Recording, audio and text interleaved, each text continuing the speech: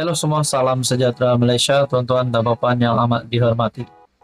Saudara-saudara, selepas 1 tahun lebih Anwar Ibrahim menjadi Perdana Menteri, tidak dapat dinafikan ramai yang mengecam Anwar Ibrahim. Ramai yang mahu Anwar Ibrahim dijatuhkan. Saya bercakap begini kerana saya melihat di dalam ruangan komen di mana-mana media sosial. Memang ramai. Namun saudara-saudara, perlu diingati juga, ramai juga yang menyokong kepimpinan Kerajaan Perpaduan hari ini yang dipimpin oleh PMX. Sudah pasti ada kemenangan Anwar Ibrahim, ada kelebihan Anwar Ibrahim sebagai Perdana Menteri. Takkan kita nak lihat daripada sudut negatif saja.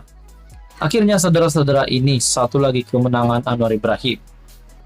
Perkongsian daripada artikel Harapan Daily, Malaysia dianggap magnet rezeki. Banyak syarikat gergasi teknologi mula berpindah ke sini. Wow, ini satu lagi kredit untuk Anwar Ibrahim sebagai Perdana Menteri Malaysia, dan ini satu berita baik untuk seluruh rakyat Malaysia. Susulan ketegangan perdagangan yang terus memuncak antara Beijing dan Washington, syarikat asing dilapor mula memindahkan kemudahan pembuatan mereka keluar dari China. Tindakan itu sekaligus bakal memanfaatkan Malaysia yang berkembang menjadi pengekspor semikonduktor ke-6 terbesar di dunia. Sebagai contoh, Intel yang memulakan perniagaan sejak 50 tahun lalu menumbuhkan kilang pembuatan antarabangsa pertama di Pulau Pinang. Syarikat chip gergasi Amerika Syarikat juga sedang membina sebuah lagi kilang di negeri sama yang bakal menjadi kemudahan luar negara pertama syarikat itu dalam pembungkusan chip 3D termaju. Lapor CNN, Malaysia berada di landasan yang tepat apabila banyak syarikat semikonduktor dan kenderaan elektrik berpindah ke Asia Tenggara bagi mengelakkan sekatan perdagangan dan mengukuhkan rantaian bekalan. Ekosistem sedia ada terutamanya di Pulau Pinang dan Kulim, Kedah, adalah magnet rezeki bagi syarikat teknologi yang ingin mengurangkan risiko ketika perlumbaan sengit antara AS dan China. Pengarah eksekutif Perunding Hartanah Antarabangsa KGV Samuel Tan berkata, pihaknya menjalinkan hubungan yang baik antara China dan AS. Saudara-saudara, untuk berita ini Anda boleh melihat di dalam harapandaily.com. Ini satu kemenangan Anwar Ibrahim. Apa komen Anda? Sekian saja, teruskan bersama di dalam channel ini. Halo semua, salam sejahtera Malaysia. Saudara-saudara, tuan-tuan dan puan, selamat datang ke channel Fels Lifestyle. Tuan-tuan dan puan, sebelum ini kita mendengar satu isu hangat yang menjadi cerita panas ramai orang di kalangan pemerhati-pemerhati politik dan peminat-peminat politik. Tidak lain dan tidak bukan berkaitan dengan titah addendum. Ini pasti mengejutkan Najib Razak sendiri.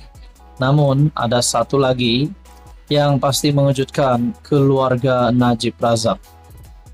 Sebelum ini kita mengetahui isteri kepada bekas Perdana Menteri Rosmah Mansor yang terlibat dengan kes rasuah, yaitu kes rasuah projek tenaga solar.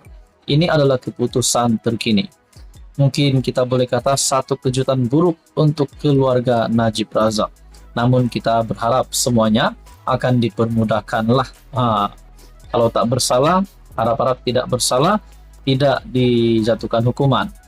Saudara-saudara, di dalam perkongsian daripada FMT, kes rasuah projek tenaga solar, rayuan Rosmah didengar Oktober. Mahkamah Rayuan terlebih dahulu akan mendengar permohonannya agar Hakim Perbicaraan Zaini Mazlan menarik diri. Rosmah Mansor meminta Hakim Zaini Mazlan menarik diri daripada mendengar kesnya selepas dokumen didakwa draft penghakimannya diterbitkan oleh penulis blog Raja Petra Kamarudin. Mahkamah Rayuan menjadualkan 2. Tarik pada Oktober untuk mendengar rayuan Rosmah Mansor berhubung sabitan dan hukuman terhadapnya dalam kes rasuah proyek tenaga solar sekolah luar bandar Sarawak bernilai 1,25 bilion ringgit Malaysia. Peguam Akberdin Abdul Kadir berkata, Timbalan Pendaftar Mahkamah Nur Firdaus Rosli menetapkan tarikh 23 dan 24 Oktober pada pengurusan kes. Peguam itu berkata, Hakim akan terlebih dahulu mendengar rayuan Rosmah agar Hakim perbicaraan Zaini Mazlan menarik diri daripada mendengar kes itu didakwa atas alasan pihak ketiga tertentu telah menyediakan draft penghakiman baginya. Rayuan substantif akan didengar jika penarikan diri hakim itu tidak dibenarkan, katanya kepada FMT. Pada 7 Julai tahun lepas, panel 3 hakim yang dipengerusikan Hakim Aziza Nawawi menangguhkan rayuan sementara menunggu keputusan rayuan lain di hadapan Mahkamah Persekutuan yang mencabar pelantikan Gopal Sriram sebagai pendakwa ad hoc dalam kes itu. Pada itu, saudara-saudara di dalam perkongsian ini juga berkata, Rosmah telah berusaha mendesak Zaini menarik diri selepas dokumen didakwa, draft penghakimannya diterbitkan oleh Raja Petra. Isteri bekas PM Najib Razak mendakwa draft penghakiman itu bukan disediakan oleh Zaini, sebaliknya oleh pihak ketiga. Rosmah mendakwa Zaini tidak sepatutnya mendengar kes itu kerana dia telah hilang keyakinan terhadap hakim. Pada hari yang sama, Zaini mensabitkan Rosmah atas kesalahan meminta RM187.5 juta daripada bekas pengarah urusan Jepak Holdings Sendirian Berhad Saidi Abang Samsudin menerusi bekas pembantunya Rizal Mansor. Dia juga disabitkan bersalah menerima rasuah 5 juta daripada Saidi juga melalui Rizal di Seri Perdana Putrajaya pada 20 Disember 2016 dan satu lagi tuduhan menerima 1,5 juta daripada Saidi di Jalan Langgap, Duta pada 7 September 2017. Zaini menjatuhkan hukuman penjara 10 tahun bagi setiap tuduhan, memerintahkannya berjalan serentak. Beliau juga memerintahkan Rosmah membayar denda 970 juta.